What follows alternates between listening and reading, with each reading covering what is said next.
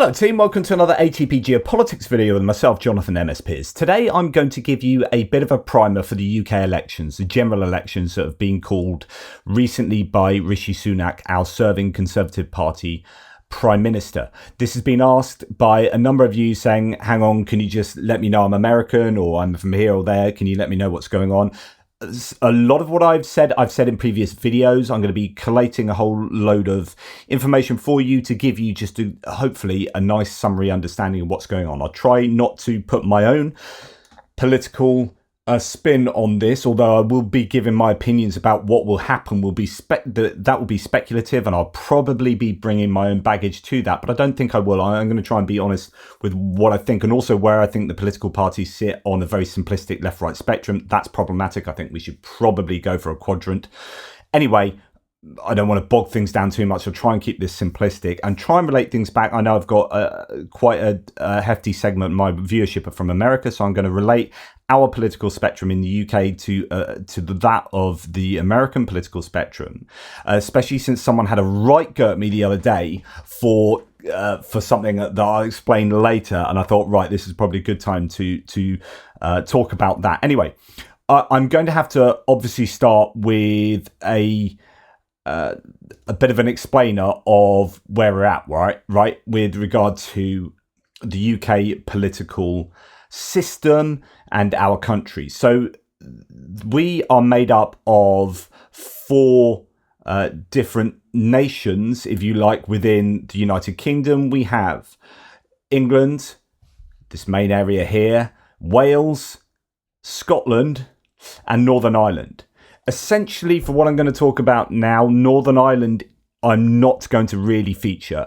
It has its own parties that will or won't work in step with other parties. You have Sinn Féin who refuse to come and sit in the House of Commons in Westminster, so they never come to London to vote on these issues. They are a nationalist party that want Northern Ireland to be part of Ireland historically, although they are now much more involved in running Northern Ireland as they've had more success over elections recently. Then you have the DUP, that's a unionist party.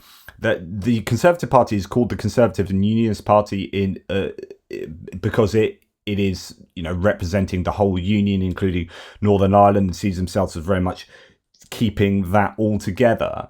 And actually, they had to have an agreement with the DUP recently in previous electoral cycle to keep the Conservatives ruling the country. So there are sometimes deals that involve Northern Ireland, but for the intents and purposes of today's talk, I'm not going to talk much about Northern Ireland. I will, however, talk quite a bit about Scotland because it is an incredibly important place. So this is, at the moment, the political map for the UK. Now, when you have geographical maps like this, and I talked about this before, but I'll go over it again. When you have geographical maps like this, they can skew your understanding of how popular certain parties are. It's the same in the US as it is here, except the colours are reversed. So in the US, the map looks very red because you have these large rural states that invariably vote Republican. In the UK, you have large rural counties or constituencies that vote Conservative, and it's more likely that you will get Labour voted for in densely populated urban areas. You get that urban-rural divide between Liberal and Conservative that exists in many countries around the world. And so this map, you can look at it and think, goodness me, everyone's voting Conservative. Conservatives are blue. Britain really favours conservatism. But actually, although the Conservatives did get a majority in this 2019 general election map, it does belie some important situations. Like, this is London, which is tiny there, but is full of very highly populated, much smaller constituencies. So it's done on population.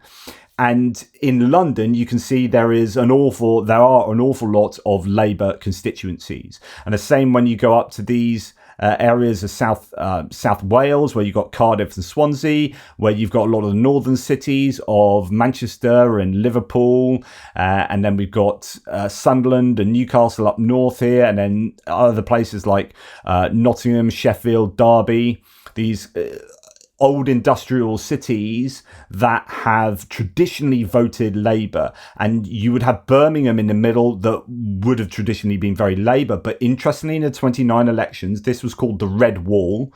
It's a bit like you get ideas of this in America, where you get certain areas that certain belts of states that always seem to vote a certain way, and then occasionally you get a bit of an anomalous election where all things have changed. And the 2019 election for the UK was very important because you had the Red Wall up north going somewhat blue, and you had these working class constituencies turning away from Labour and voting blue. Now, in the 2017 elections, and you had 2019 elections, you had Jeremy. There was snap elections that were called by Theresa May. You had Jeremy Corbyn running the Labour Party, and he was avowedly left wing and very staunch in his positioning there. And I will repeat what I've said many times. If you want to win the election, and this is going to be super important for where we go in this talk, if you want to win the election, you've got to go to the centre ground. I will say this is the same for the American election, and that's where Trump is going wrong. And that I'm saying that not as someone as anti-Trump. I'm saying that as someone, if I was a strategist, I would be saying to Donald Trump, you are always going to get your MAGA people voting for you. They will vote for you no matter where you are at. You need to court the centre ground. Bill Clinton knew this. Back when he was elected, and he went around the country talking to focus groups, and he said, you guys are swing voters, right?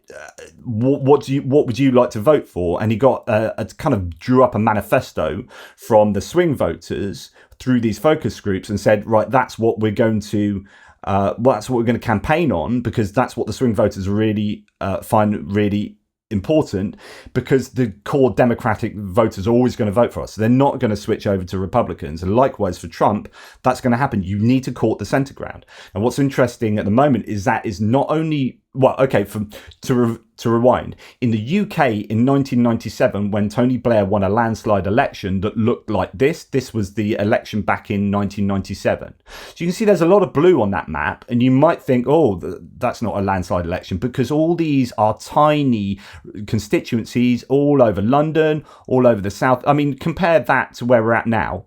That's a massive difference, right? So, we're going to talk about some really significant differences. A lot to do with the North and the Midlands, which is Birmingham. Birmingham is the second biggest city in the UK. All voted Labour. You had a lot up in the Northeast and some in the Northwest as well. And then you had Scotland. Scotland's super important.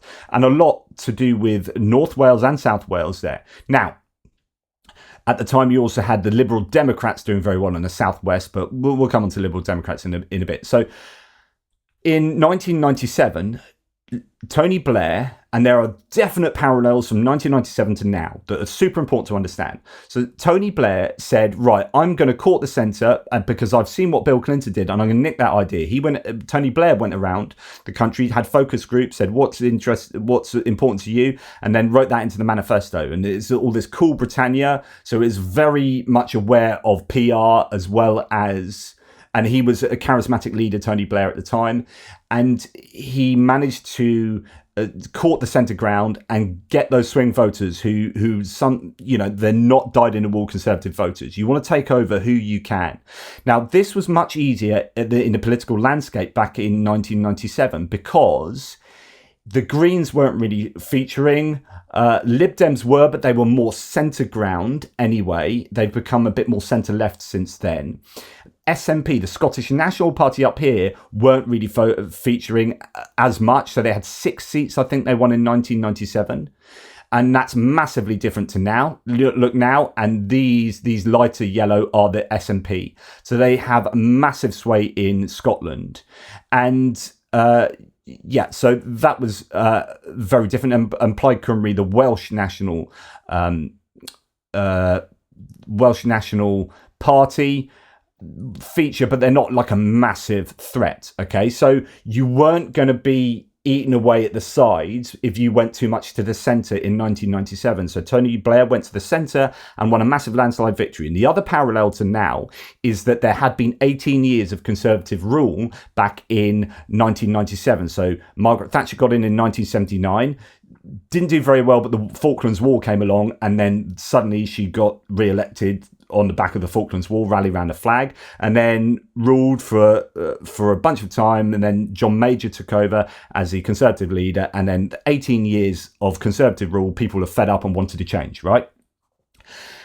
Now we've had Conservative rule basically for 14 years. So it's not quite as long, but people are ready for a change. There's a definite parallel there. And the fighting for the centre ground is also a parallel, but it's more complicated this time. And the reason why it's more complicated in 2024 is because we have a more pluralistic political landscape where there are more parties vying for your vote in a much more serious way than we had in 1997. Some of these parties were there, but they just weren't as popular as they are now. In the intervening time period, we have had this Scottish referendum for whether Scotland should have independence or not. That was won by very narrowly by the Stay in the Union campaign, but the Scottish National Party had been prior to that and since then gaining a lot of popularity to the point where most of Scotland had moved from being largely Labour and Lib Dem to largely SNP, and Labour only feature in, I think they had one seat in 2019, Lib Dems 3 is that, and actually the Conservatives a few in Scotland. So that's really important because there are 650 constituencies in the UK. There have been some boundary changes this time round, so there are some people who are losing out their constituency, and are therefore many of those are resigning because they're reading the tea leaves. A lot of them, I think is it 78 Conservative MPs are resigning, like they're not running for re-election, which tells you something. So they've read the tea leaves there.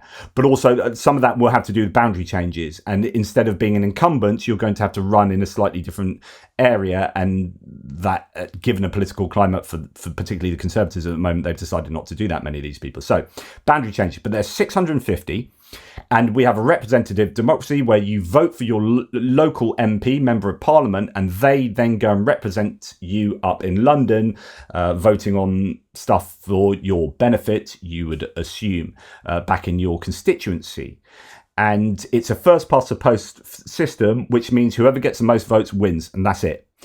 I won't bore you with the pros and cons. There are some pros to do with local representation that is easier with first past the post, but I would say overwhelmingly a more proportional representation system is more democratic than first past the post. First past the post is only in countries that were part of the British Empire essentially, or connected to Britain in certain ways. The US has proportional representation. It is, if you had ranked voting, for example, things start changing. You look at what happened in Alaska and other places that have seen ranked voting, suddenly it changes because actually you get better representation. In simple terms, you can have 35% of people voting for a party, and that person gets in because all the other parties split the vote, and so 65% of people are voting for these different parties, but no one gets more than 35%. So this party gets in, this candidate gets in with 35%, but it turns out that it could be the situation that 65% of people don't want that person in. No one likes that 35% candidate, but because they split their votes, the 35% candidate gets in. And the idea then is it is not democratic because actually 65% of people, more than half the population, do not like that candidate. And for reasons like that and other reasons, their proportional representation systems are better. No new country has taken on first past the post in the last however many years, right? So when you have countries that either change their democratic system or have become a new country and then starting from scratch, they look at all the best democratic systems around the world, and first past the post is never chosen, right? And that's got to tell you something. So there are lots of ways of doing proportional representation, and I know there's lots of arguments, and I know there are pros and cons on both sides, but on balance, I would argue that first past the post is not particularly representative. For example, there's no point, and I'm very politically active, there's no point in me voting. So even on a landslide victory for, say, Labour, if that's going to happen in this election, not that I'm saying I'm voting for Labour, actually I'm not really sure who I'm going to vote for, although I think I do know now, because looking at the data, I will vote for whoever's more likely to get in my constituency that's likely to win against Conservatives is what my vote will be. But actually, there's no point me going to the voting booth, because there's no chance that the Conservatives will not get in my constituency. And actually, as a result, it means my vote is not counted. It doesn't go to anything. It's just thrown away. That I have no representation.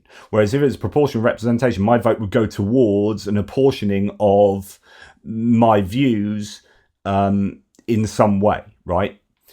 Anyway, that as an aside, it is important to know our system though. So we have 650 MPs that get voted in, which means to get into Parliament, to get into power, you need half of 650, which is 325 plus 1, 326. So you need 326 MPs in order to have a majority government. And if you get under 326, then you have to form a coalition with another party in order to rule. And we because we have first past the post, and we've generally had a two-party system with maybe Lib Dems hanging around doing their stuff, then we don't have coalitions very often. We had a coalition in the Conservative Liberal Democrat government in 2010, and that was actually, funnily enough, quite successful government in terms of getting things passed. People were arguing that coalitions, and you never get stuff passed, it's always going to be arguments, and actually I think statistically is one of our most successful governments in terms of getting things passed. So that put that argument to bed. Anyway, you can see the electoral map there is showing that most of Scotland is SNP. Now, if you go back to 1997, the Labour Party could count on, I mean, in the old days, they could count on sort of 50 votes. I think there's 56 constituencies up in Scotland. Labour would be guaranteed a whole bunch of those, a majority of the seats up in Scotland. Now, without them, let's say, for example, 40 seats. Without those 40 seats, because Scotland has changed in its political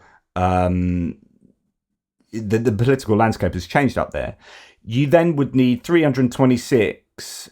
That's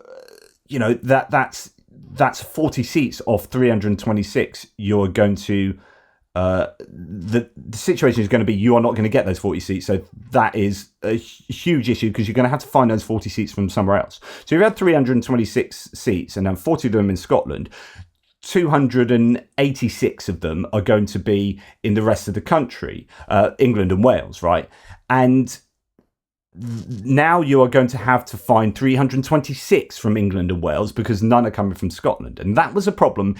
That's been a problem in the last election or so for Labour, right? They really relied on Scotland, and it went to the SNP, the Scottish National Party, right? The other issue, and by the way, before I go on to talk about where the party sits, let's look at I talked about these maps can skew your understanding of who holds power in a country and how powerful they are, because it's done on geographical size of the constituency. So I would prefer a map that looks a little bit like this. So each constituency is afforded the same sized, in this case, hexagon. And now we understand, oh, right, Labour, so that's London. They get a lot of power in London, Wales in the north. Okay, it's starting to look like it's a lot more even than the map that we saw previously. Interestingly, not a lot going on up in Scotland. And these SNP are really, as it stands with this map, ruining Labour's chance of being able to easily get into power. So in order for Labour to get in 2024, just judging on the 2019 map and without talking about any other kind of things that have happened, Labour would have to have a landslide. They'd have to get such a significant shift away from the Conservative Party that they are overcompensating for the lack of getting seats up in Scotland by having a huge landslide in England, right? So that's important. Labour, to get in power, really need a landslide. And I've talked previously about how they also suffer in terms of most of the newspapers support the Conservative Party, and most of the newspapers that support the Conservative Party have much higher readership. And also the television news are either centrist or, in case of Talk TV and GB News, on the right. And so therefore the messaging for the left, they struggle to be able to message to get their ideas out there because most of the media support the right. And I'm not whinging, it's literally empirically true. So if you look at the readership and the number, so I could list you the number of papers that support the Conservative Party traditionally. The Sun, the Daily Telegraph, the Daily Mail, the Daily Express, the Times, Evening Standard, the Spectator, so on and so forth. And then for the left wing, you have the Mirror is your tabloid, and then you have the Guardian, which is sort of centre left, and then that's it. But they have really small readership. Daily Mail just has more readership than both of those combined, not to mention all the other papers. So okay, that's a challenge for the left. So I'm talking about, like, if you're looking at how Labour get in, what do they have to overcome in 2024? So you've got the messaging, which is a real challenge, and then you have the vote being split, and this is where this year is fascinating, because this is the first year that I know of, possibly like ever. Certainly in the last 100 years, that the right-wing vote has been explicitly split, although there's a caveat now to apply to that. Okay, let's go and look at where the political parties sit. Now, I was trying to find a left-right spectrum that gave it as accurately as I could see it. And I think this is a bit of an old one. This is comparing 2015 to 2017. So in 2015, at the time of the Brexit referendum and just after the Scottish referendum, so just before the Brexit, the EU referendum, Labour was sitting sort of centre-left, the Greens further to the left. So the Greens are your left-wing party, Labour centre-left. The Lib Dems, interestingly seen here as being centre-right, I would argue they are now centre-left. The Conservatives seen as centre-right, and UKIP seen as further to the right than the Conservatives. And this was done, and then looking at opinion polls in 2017, where we had Jeremy Corbyn had taken over the Labour Party leadership, and he was avowedly left-wing. He took Labour to the left, and people were complaining that we're not going to get in if we go too far to the left, even though, interestingly, most of his policies were popular with the electorate. Because he had been vilified as this firebrand left-winger, they associated popular policies, as soon as they were attached to Jeremy Corbyn, people were like, no, don't want that. Really interesting. So there's a place called Guildford in the UK that is a very kind of middle class conservative constituency, and a chap called Giles Brandreth, a former MP for the Conservatives, went around for the BBC One show, and he went around Guildford and he is saying, here are a bunch of policies. He said, do you like this policy? Yep. Do you like this policy? And all these people are, I love that policy, I love that policy, love that policy. And then he turned over the flip chart and is like, and you have voted for Jeremy Corbyn. These are all Jeremy Corbyn's policies. And all these Conservative voters were like, no, I hate Jeremy Corbyn. No, oh my God, I can't do that. And the cognitive dissonance that was going on with these people was fascinating to see. And it was just a really good example of how the power of the leader of a party for determining who you're going to vote for outstrips the policy and the substance, right? That is such an important lesson. We are becoming very much presidential in the way that we vote in the UK, to the point where Boris Johnson got voted in on 3 words. So it was just his personality. It was get Brexit done. So what's your manifesto? Get Brexit done. And he got voted in, and he won he won handily on that. And the Labour Party had actually a pretty decent, like laid out manifesto that was jam packed full of like all this stuff. And it's like, yeah, no one's interested about the substance and the policy. Sadly, it's all about the PR and or keeping it simple. 3 words in that case, or 3 policies. So Labour have previously had an issue with having too much stuff on a manifesto, whereas you just keep it simple. 3 things, bish bash bosh. Anyway, in 2017, you can see already Labour were shifting back to the left, Lib Dems shifting more to the centre, and I would argue they are now sitting here, Lib Dems. And I would say that Labour are sitting on top of them. We'll come to that in a second. Conservatives, according to 2017 polls, have then started shifting back to the centre because Brexit had been and happened. They don't need to entertain like going to the right and moving people away from Brexit, which is what UKIP were doing. And UKIP, interestingly, and this is super important to understand what's going on in this election, UKIP split the vote. So these were like independence from the EU for the UK. With the UK Independence Party, we want to get out the EU. They were seen as quite right-wing, but they actually took a bunch of Labour voters. And an interesting infographic, if you understand this, is, and I would say this is where the parties really sit, and you can add Plaid Cymru, the Welsh party, in about here as well, which is, yes, UKIP split the Conservative vote, but they also took a load of Labour voters, working class Labour voters. So a load of working class Labour voters went from traditionally supporting Labour to saying we want to be out of Europe. And that is why Jeremy Corbyn at the time, who was a leader of the Labour Party, who himself was actually anti-EU. It's really interesting. And the Labour Party didn't know how to campaign on Brexit because they knew that half of their voters, particularly the working class voters from industrial areas in the north, were anti-EU, and their middle class type voters were more likely to vote to remain in the EU, and actually Labour was split. As you can see here, soft Brexit, a hard Brexit, which is get out and we don't want any trade deals or anything to do with the EU. The Labour voters were getting, I would say, a larger proportion as well, and you had some Labour Remainers. So they just didn't know how to campaign on that.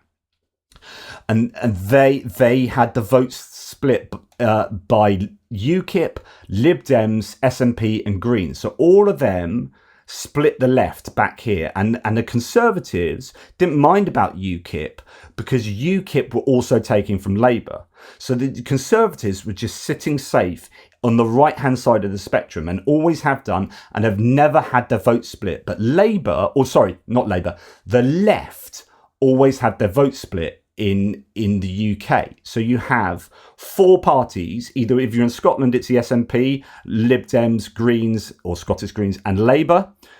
If you're in Wales, it's Plaid Cymru, Lib Dems, Greens and Labour. And if you're in England, it's going to be Greens, Labour and Lib Dem. You're split either 3 or 4 ways. And the Conservatives have never been split explicitly. The only time they're split was by UKIP, but they split Labour and Conservatives. Now, the difference with this campaign or this election is that the replacement of the UKIP party is called Reform UK. And up till now, Reform UK have been taking much more explicitly from the Conservative Party. So this is 2019 general election, where the Brexit. So it was called the UKIP, and then it was called Brexit Party, and then it became Reform Party. Effectively, they are taking, or at least have been up to this moment now, almost entirely from the Conservative Party. So this is the first year that the Conservative Party is being split, and the party that's splitting them isn't really splitting anyone else. That is really significant. So Labour understand this. They also understand that you want to be going for the centre ground. So Labour have been unabashedly striving to get the Tory voter, the soft Tory voter, the centre ground, the swing voter. And they have been doing that by looking at 1997, thinking, well, that's how we got in 1997. That's how we're going to get in now. But the difference is that the political system is now much more pluralized. So back in 1997, let's go to 1997. Like the Greens weren't featuring. Plaid Cymru still, not too much of a worry to worry about, and the SNP weren't too much of an issue. So if you went to the centre in 1997, you weren't going to lose a lot of votes to the Green Party, to the SNP, and to Plaid Cymru. So you could still broadly say we're going to go to the centre and keep most of our votes on the left. Now the problem at the moment is that Keir Starmer is campaigning massively to go to the centre ground, to the point that they're purging their left-wing MPs. Jeremy Corbyn has been deselected. So the former leader of the Labour Party has now been deselected and is having to run as an independent. Diane Abbott, the first first female black MP, has been not quite deselected. Let's talk about it. She's allowed to run again. But these avowedly big left-wingers are trying to be pushed out of the parties to show the electorate that this is a changed Labour Party and it's sitting in the middle. But what that means is there's a real strong chance that they are going to lose voters to the Greens, because the Greens have become more viable, to the Lib Dems, who are sitting centre-left now, because they are viable, and the SNP in Scotland are hugely more popular, and so they are more viable, and Plaid Cymru are also biting away at the edges. And so the more Labour go to the centre, the more they lose their left, and the more they go to the left, the more they lose their centre. So they are in a bind where their vote is being split, but they are doubling down on saying we will gain more if we go to the centre than we lose to the left. So they are putting all their eggs in going to the centre. Okay, that's where we're at generally the picture. I'm just going to relate this to the American political spectrum, and I think this does a pretty good job. Now, UKIP, you can replace that with Reform here. The political spectrum in the UK goes from the proper left wing to the proper right wing, I would argue. And actually it's represented quite well by all the parties. Labour is centre left, where this is your centre here, right? Labour is centre left. Lib Dems are centrist, but I'd argue actually the Lib Dems are further to the left now. The Greens are left. The SNP and Plaid Cymru are centre-left, I would say. And then you get things like communist parties and whatever, like socialist workers' parties that don't really feature so much. Now, the Conservative Party sit centre-right, but have been attracted to the right. And we'll talk about this because the Reform are now threatening to split their vote much more seriously. Not in a way that UKIP did, that split both the parties, remember, but in much more exclusively going to split Conservative, and they are a populist party. The Conservatives have recognised that's a threat from the right and are going to the right to try and fight that off. So some of the policies of the Conservative Party, particularly over the last few years, in terms of getting illegal immigrants on a plane and flying into Rwanda, going hard on immigration, is as trying to say, look, we're right-wing populists as well. We don't want to lose those voters. They need to stay with us. But unfortunately, they're not. But in doing that, the Conservative Party are losing their centrist voters to Lib Dems and Labour, right? And so the Conservatives are in that same problem that we have traditionally seen Labour being in that actually Reform are properly cutting them up, and they don't know which way to go. And you are seeing them vacillate at the moment. You're seeing them oscillate between these 2 points on the right-wing spectrum, from the centre to the far right, because they're not quite sure what's going to be the most useful for them. And actually, they've kind of screwed up because I think they've probably gone too far to the right, and they are losing their centre ground. But actually, they just seem to be in a bad place anyway, in the polls. Right. Just to explain the American political spectrum, as far as I would claim it is. Now, some of you who are dyed-in-the-wool Republicans are going to absolutely excoriate me. as some people did, or one person particularly on a thread the other day, because they said, oh, how dare you say the Democrats are centrist? They are Marxists and communists and blah, blah, blah. And this is a really common thing in the US, because you only have two parties. And in a two-party system, the umbrellas of each party are really wide. So you have the Republicans really operating in the entirety of the right-wing spectrum, whereby you have the MAGA Republicans, and then you have people who are fiscal conservative but socially liberal, but see themselves as Republicans. And that really broad church means that some on the left will look at MAGA Republicans and say all Republicans are fascists, right? And that's not true, because there's a broad church. Now, the question is whether that MAGA group is growing and growing. Okay, so that's the Republicans, but the Democrats don't sit just on the left. The Democrats actually sit, as far as Europe will be concerned, centre right to centre left. I think you can see that they, as far as this infographic goes, the Democrats in the US go slightly left of centre, but are predominantly right of centre. If you were a Democrat, with all the policies that the Democrats have traditionally had, it's getting a little bit different now, because I think Bernie Sanders and AOC and a few others are more properly left-wing and are getting a bit more voice. But the left-wing media space in the US is not healthy, as in you've got the Young Turks TYT on YouTube and these kind of YouTube channels. But in terms of mainstream media, although people who watch Fox News will accuse MSNBC of being communist, MSNBC in Europe would be fairly average centrist to marginally centre left. You tell me how often they get on progressive candidates and they espouse progressive ideology, and actually they don't. So MSNBC is a centrist corporate Democrat kind of thing. And so when you're talking about single payer healthcare system in the UK and across Europe, when you look at the welfare states across Europe, it's much more over here, right? If you were to compare the American system to the UK or to Europe, it skews from our centre to our right.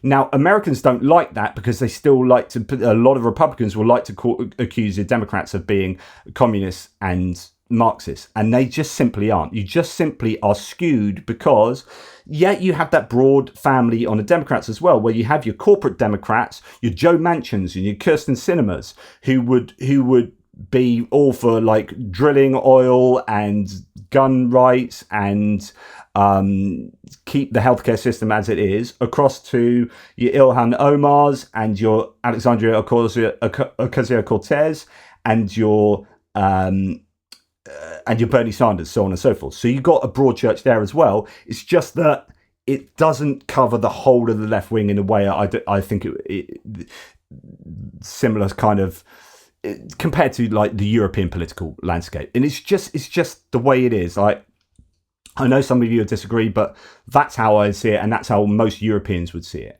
Your Democratic Party, the mainstream Democratic Party in the US, is really quite centrist in European political terms. It's just the way it is. Okay, now let's go back to talking about this particular election more specifically. So right now the polls are looking like this, which is that Labour has a massive lead over the Conservatives, a 20-point lead there or thereabouts. Now, what happened is Rishi Sunak called a snap election. People are still trying to work out why he did this. It seemed the least sensible thing for him to do.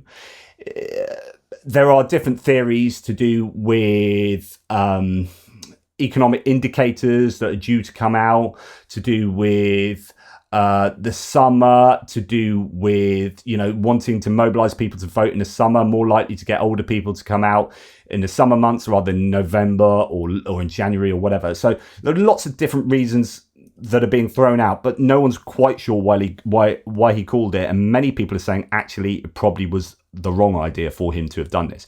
But he called a snap election for July the 4th. And what you would expect is, since calling the election, normally you would get a narrowing up of the of the polling, exactly what we're expecting in the November American elections. People have been looking at polling too early and judging the elections 6 months down the line on early polling. It's just pointless. Don't bother doing that. Polls will narrow, usually.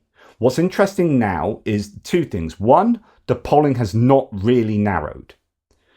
And the Conservatives are tanking. And we're talking about why they're tanking in a minute. The second thing is the Reform vote is not just here at 14%. I mean, that's the average, but we've just heard of a latest poll that puts them basically neck and neck with the Conservatives. Polling has come out, MRP polling. There's a particular type of constituency-based polling that is really accurate and it predicts how many constituencies, how many MPs will be returned. And some of the MRP polling has shown that, bearing in mind you need 326 to win the election. And what is it? They won by 80 seats, did the Conservatives in the 2019 election? So they had an 80-seat majority, I think, which would mean that they'd have 418 odd, I think it's something like 418 seats that they had. So that's their present, although there's been a few defections, that's their present advantage that they have. Now, majority. Now, there are some MRP polls that are claiming that the Conservatives could return fewer than 100 seats. This would be not just a landslide victory, but a kind of decimation of the Conservative Party. And it could be a complete change in the political landscape in the UK, depending on what happens, where those votes go, where those seats go. Okay, so the polls have not closed up. Let's go back to him calling the snap election. It was a big gamble and it didn't start well. And this is kind of almost the pathetic fallacy where weather kind of reflects the actual mood of things. So he came out and it was one of these days that was a bit like patchy. It's like, okay, we've got a clear spell. He went out to give his speech outside 10 Downing Street and it frickin' poured on his head. And instead of someone standing there with an umbrella to protect him, he was just left to get totally wet. Now, what was even worse is in 1997, when the Labour got in, they got in on the back, like I said, loads of PR, music, Cool Britannia, Britpop was going. It was all like, everyone was really positive. And they had this song, the Labour Party, by D-Ream. Brian Cox, Professor Brian Cox was the keyboard player for them for some time. Anyway, a song called Things Can Only Get Better. And that was their theme tune. Things can only get better. And they were campaigning on that because we've had 18 years of Conservative rule. Things can only get better. Rishi Sunak came out to do this speech, right?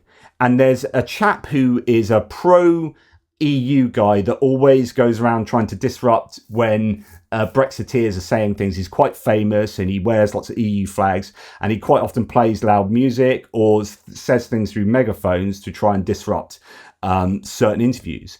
He was down the end of the road where you can't get into Downing Street at that point, but he was where you could be. And he was playing Things Can Only Get Better loud enough to half drown out what Rishi Sunak was saying. And this then became Things Can Only Get Wetter in the media. So the announcement of the election just went terribly as a PR exercise for Rishi Sunak. He was rained on. He was soaking. He was being drowned out by a pro-Labour song that then got turned into Things Can Only Get Wetter by the newspapers. And this was an absolute disaster. And you would think, well, surely things can only get better for the Conservatives, but they've got worse. So the polling has continued to go down. So one of the things that has been absolutely terrible for him is the decision to leave from the D-Day commemorations early. And I can't tell you how badly this went down. It went so badly that he's been absolutely rinsed by the right-wing media and it is still not recovered. Some polling at the moment is indicating that it has actually hurt him quite badly. He's apologised himself and he's had to have people apologising on his behalf as well in debates. So he was at the D-Day commemorations, and he came back to the UK to have an interview that had been scheduled that was embargoed for 6 days anyway. So that interview wasn't going to be released, and it isn't going to be released till 6 days after it was recorded. So in other words, he didn't really need to come back for that. You could record that another day. But he came back. He left the D-Day celebration commemorations when you had Joe Biden giving a pretty barnstorming speech. You had Olaf Scholz even was there for, Germans. You had Emmanuel Macron giving a barnstorming speech by all accounts. You had all these incredibly powerful moments, and these big leaders were there, and we had David Cameron, our foreign minister, who had to step in. Meanwhile, Keir Starmer, the Labour leader, and Nigel Farage, who is now the Reform leader, were there as well.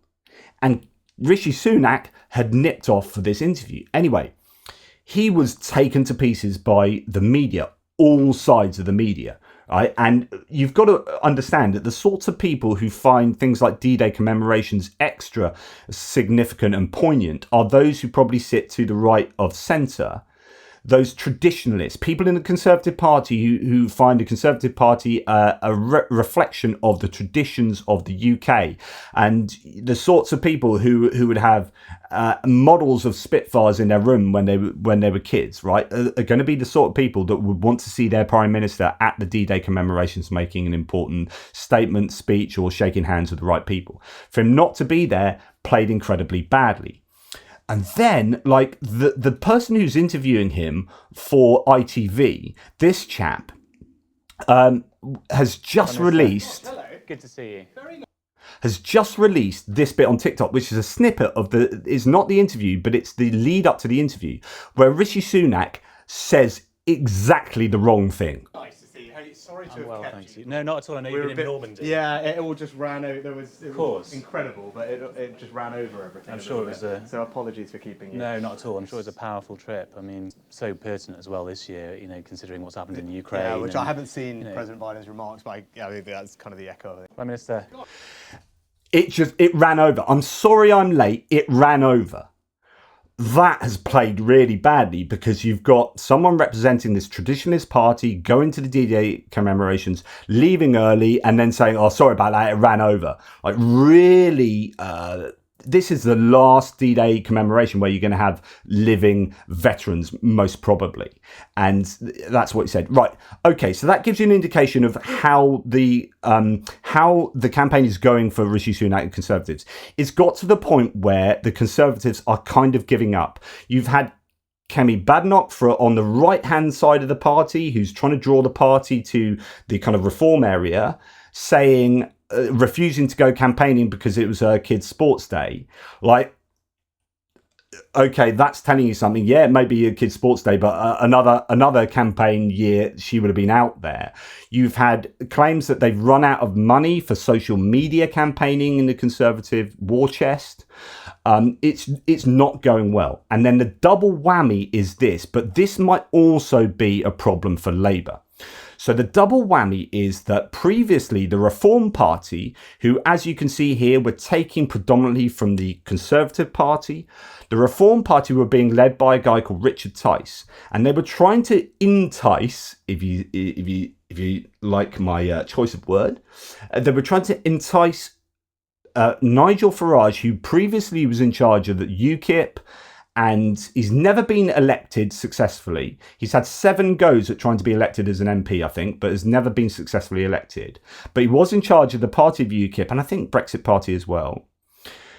And he's now been hanging around America quite a lot and helping Trump. And he was saying, Nigel Farage was saying, I don't want to take part in the 2024 elections. I would rather spend time in America helping Donald Trump, right? And as literally, he was like, I'm helping on the campaign trail over there.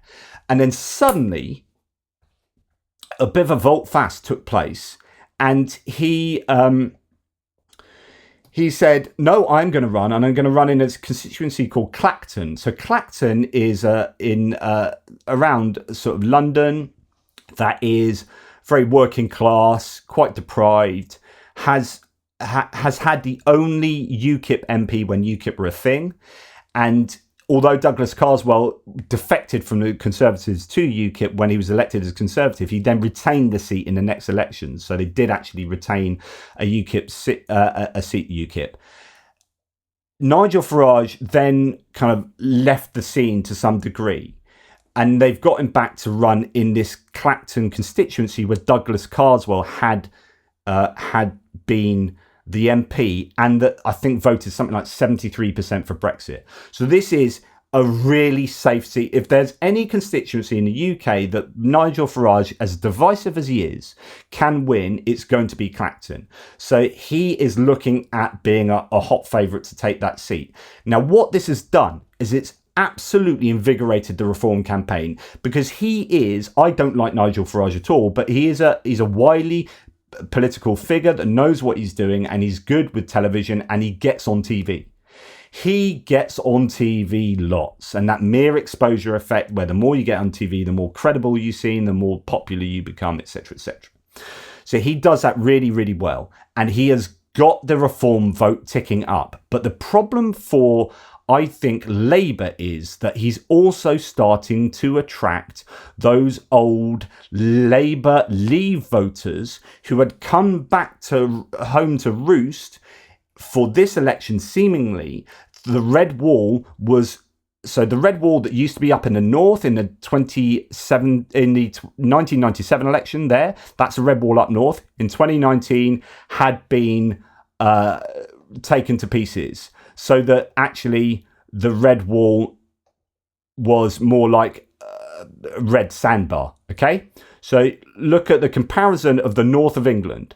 Now, the Brexit voters had done that for Labour, is the working class Brexit voters had in a large way gone to UKIP, and then when UKIP had been and gone because Brexit had been over, they stayed with the Conservative Party, and they said, "Oh, we're going to try this out. We've been with UKIP. We're going to try Conservatives out. We'll give you guys a chance." And it turns out that the chance that they were given by these voters, the Conservative Party, the chance they were given was not repaid. They were supposed to have this levelling up where you had money coming out from central budgets and going up to the north to level the north up with the south, because the north is a lot more affluent in the south. Middle class is a larger proportion of the south is middle class, so on and so forth. You Conservatives do better in the south generally than in the north, and so they were going to spend lots of money on the north to level it up. But it didn't really work out, and the money never got through, and people accused Boris Johnson of lying, and so on and so forth. And so the Conservatives have lost that vote back to Labour. So then when you go back to the polls, Labour have taken back their northern popularity, and those chickens have come back home to roost. Now, Nigel Farage turning up on the scene has messed things up for Labour. Tory panic over Reform poll. So Reform have just, this is a poll that's just come out. And as you can see here, it depends which way you calculate the polls. Either Reform are neck and neck with Conservatives, or they are like 1 or 2 points behind Conservatives. Either way, that is insane. It looks like if you add the Reform vote onto the Conservatives, you would broadly get to almost where the Labour vote is. It is Reform that are destroying the Conservatives for this well, the Conservatives have committed political harakiri in what they've done for the last 14 years and their lack of achievements recently, and people have got fed up. So there is a case to be made that the Conservatives have been the cause of their own downfall. It is not that Labour are doing anything particularly good, and that's really important to note. No one is flocking to Labour at the moment because they love Keir Starmer. Keir Starmer is not particularly charismatic. He is going for the centre ground, and he's playing it freaking safe. And his manifesto is broadly a Conservative light manifesto. And he seems to be fine with that. Now, the problem is if that doesn't appeal to the working class enough, if he starts losing some of those voters to Reform, you could have a bit of an issue. But the thing that Reform are going to do to the Conservatives is split that vote so that in so many constituencies around the UK, there will not be enough people to be enough voters to get first past the post. So if Reform are going to have candidates in every single constituency in the UK, I don't know what they're looking like having at the moment, but they're planning on running against Conservatives rather than saying, actually, we're broadly in the same area. So you can run here, but we're going to run here. Like, if they're going to run in all the same constituencies as Conservatives, they will split the Conservative vote and you will just get Lib Dem, Labour, Greens maybe succeeding, and you'll get Conservatives getting an absolute pasting. And you could get a situation where even though the Reform vote is looking pretty good, because we have first past the post, they might end up with no seats. So in 2015, Douglas Carswell defected, but at that time, UKIP got 4.8 million votes, was it? And they got zero MPs because they got, say, 14% in each constituency, which amounts to like 14% of the votes in the country. Yeah, but they didn't win in any individual constituency. They didn't get enough in any one place to get first past the post. And that means that UKIP had no representation. So this is a good argument why we need proportional representation. I don't like UKIP and I don't like Reform, but if 14% of people are voting for them, I have to hold my nose and say they should be represented in our parliament, but they won't be. You could get a situation where Reform completely destroy Conservative chances of winning in a whole bunch of seats, and the Conservatives completely destroy Reform's chances of getting in a whole bunch of seats. You may get a bounce in certain Labour working class seats where Reform get a bit of the Labour vote, and that's going to be interesting. Also, we saw in the local elections that happened recently, like councillor elections in your local town councils, we saw that Labour lost a bunch of votes in, Labour and Greens and Lib Dem absolutely took Conservatives to the cleaners at those elections. And Reform, although they did, had quite a few votes, they didn't get enough because first past the post to get any councillors. They got very few councillors. But in those local elections, the Labour Party lost some votes to the Greens and Lib Dems and independents over Gaza, because in these northern communities, you have a large number of Muslim voters. You have, Bradford and Leeds and Sheffield and Nottingham. You just get Birmingham, particularly. You get large amounts of Islamic communities who are very strong on what they think about the Israel-Hamas conflict. And because Starmer has been so centrist and been towing the kind of Conservative Party line, in a sense, with a lot of Labour policies to try and attract the centre ground, he has lost some of those voters in those local elections on Israel, right? Now, the question is, in July the 4th, whether Israel is still going to be a big enough thing to lose voters. So the challenge for Labour at the moment are what's going on with Israel and losing those voters, and Reform, how many working class Labour voters will Reform steal, and also just losing to the left anyway, and because they've gone so far to the centre. And Starmer is really doubling down on that centrism. Now, the other thing to note is that SNP, and this is where I'll leave it before my kind of final predictions. The SNP in Scotland have had a really bad year or so. So where the SNP have gone from 1997 of having those light yellow 6 seats to most of the seats in Scotland, you had nothing particularly controversial have happened within the party, they would have probably been on course to do much better than they presently are. They are in trouble at the moment. Let's have a look at their polling, 3%, but that's difficult because that's not looking at Scotland, that's looking at the whole nation. They have had Nicola Sturgeon, their former leader, who was generally very popular in Scotland, and not talking about in the rest of the UK, but in Scotland she was popular as an SNP leader. Her husband has then been done for financial irregularities to do with party funding and a camper van and expenses and stuff like that.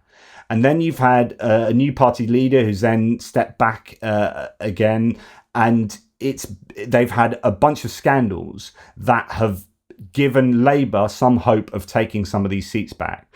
So that's a dynamic that I think is worth looking at, is if Labour can actually claw some of the seats back that they have absolutely lost, very obviously, to the point that they only have one in Scotland at the moment. Although I think if they had some special elections since then, I don't know.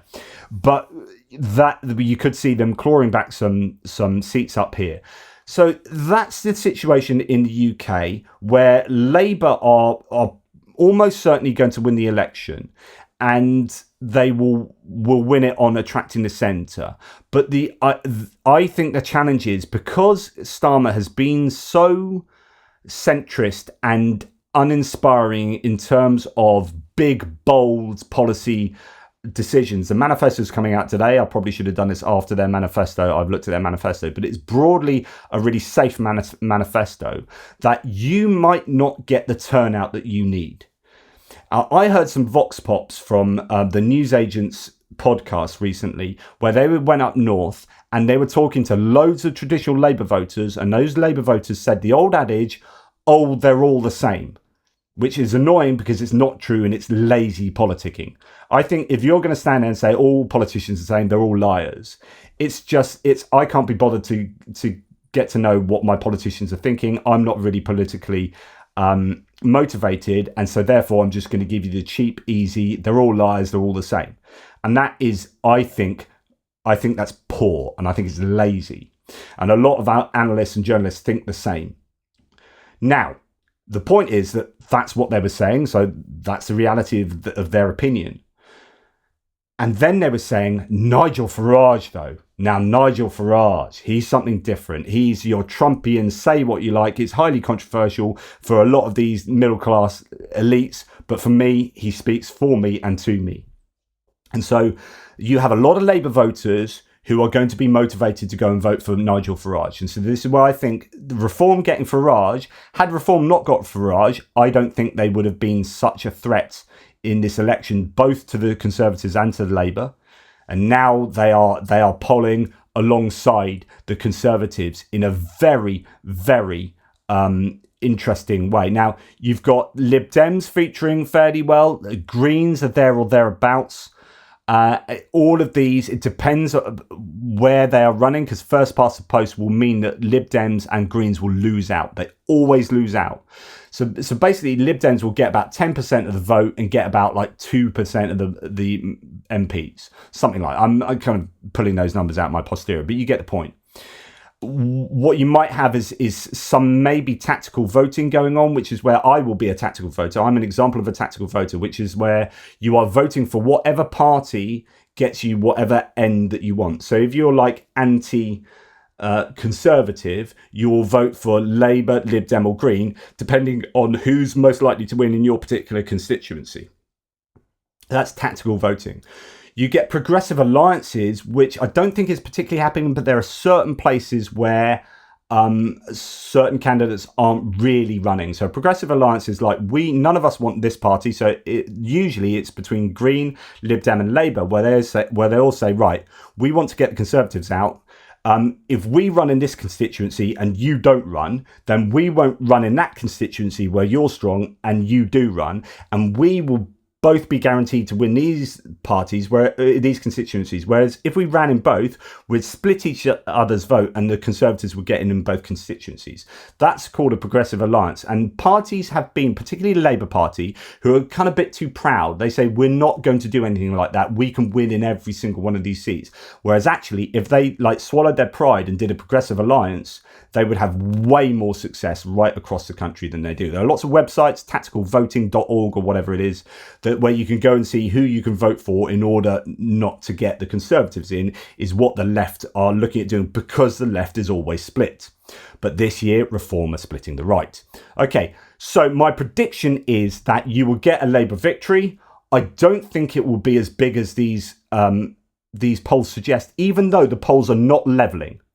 I think you will get a lot of splitting of the vote, and that might allow Conservatives to get in seats that otherwise, if there's a formal Progressive alliance, you would not have Conservatives in. But if the split happens in certain places, then the Conservatives will get back in. Will you get as low as 100 Tory seats? I don't think so. I think the future of the Conservative Party, their future lies in the hands of reform. It's going to be fascinating to see what happens. It's going to be a case of damage limitation for the Conservative Party. You are hearing that they've basically already given up. There was a debate last night. It wasn't quite a debate. They interviewed Keir Starmer, the leader of the Labour, and then Rishi Sunak, one after the other, with the same audience, and then audience questions on both of them. And apparently Rishi Sunak looked like he was going to cry for most of he looked exhausted, tired, stressed out, and looked like he had tears in his eyes. So this is the sign of someone that is basically not doing very well, both personally and politically, and I think it's really taking its toll on him and the party. So it is damage limitation, but there are loads of variables going on. Labour will probably win outright. The next most likely thing is that they go into coalition with the Lib Dems, and the Lib Dems are kind of gearing themselves up for that. Lib Dems, interestingly, have positioned themselves as kind of centre left, as this, I would say, more over here. No, which one was I going for? This one. I'd say they're more over there. I'd say the Lib Dems are interesting, though, because where these guys, the Labour split on Europe, Lib Dems have been traditionally overtly pro-remaining in the EU. That's why they're in this area of pro-EU, as the Greens were, as the SNP were.